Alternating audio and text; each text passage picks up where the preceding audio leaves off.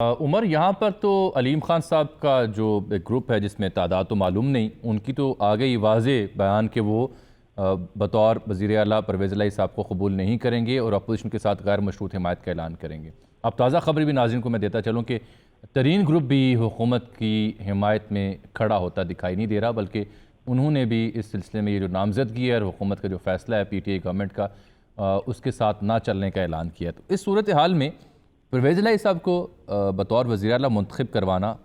اس کے لیے کیا گفتگو ہوئی، کیا طریقہ کار ہے خان صاحب کے پاس، اور گورنر پنجاب کیا تجاویز دینے آئے ہیں؟ کیا ابھی تک ویسے بزدار صاحب کا استعفیٰ قبول کیا گورنر پنجاب نے؟ جی جامع صاحب، اس پہ جس طرح سے پرویز الہی صاحب کی گزشتہ روز وزیر اعظم عمران خان کے ساتھ ملاقات ہوئی جس میں مونس الہی بھی موجود تھے، اس ملاقات میں بنیادی طور پر جو حکومتی ذرائع ہیں ان کا یہ بتانا تھا کہ کاف لیگ کی جانب سے ہمیں یہ کہا گیا کہ ان کے ساتھ 11 سے زائد رکن قومی اسمبلی نون لیگ کے اور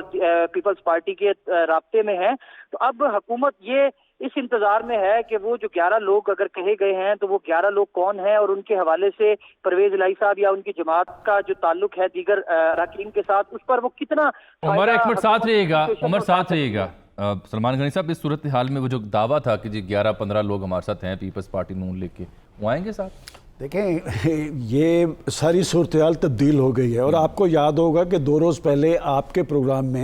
میں نے یہ بات کہی تھی کہ اگر چودھری پرویز الہی صاحب کو وہ نامزد کر رہے ہیں تو ان کو ٹارگٹس دیں گے۔ وہ ٹارگٹس کیا تھے کہ یہ جو لوگ منحرفین ہیں انہیں ساتھ ملایا جائے یا ان کو کچھ اراکین لا کر دیے جائے۔ اس وقت تو جو صورتحال طاری ہو رہی ہے، اور آپ نے جو ایک بڑی اہم خبر دی ہے وہ میرے پاس بھی موجود تھی کہ جہانگیر ترین گروپ جو ہے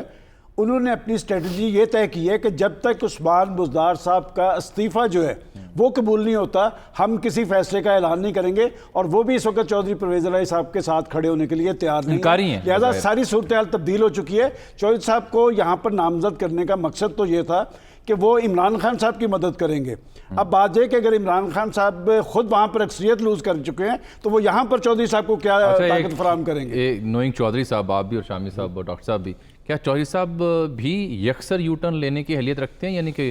واپسی ان کی کہیں ہو سکتی ہے؟ دیکھیں، میرا جو صحافتی ایکسپیرینس ہے میں